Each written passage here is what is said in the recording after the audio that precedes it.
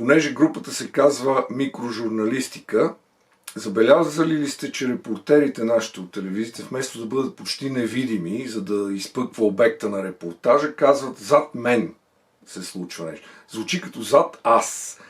На български настроението е малко фокусиращо репортера, нали?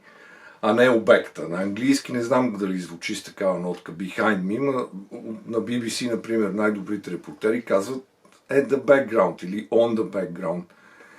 Иначе звучи зад аз. Зад мен има нещо, обаче аз съм важната сега, не чета от никъде. Оператора даже ми е на вид, ама аз имам по-високи цели. И това зад мен е Белият дом. Все едно аз да кажа сега, зад мен са пирамидите. Да, ама тях ги наричат свидетели на вечността, а мене не. В този ред на мисли аз ще си отворя една биричка.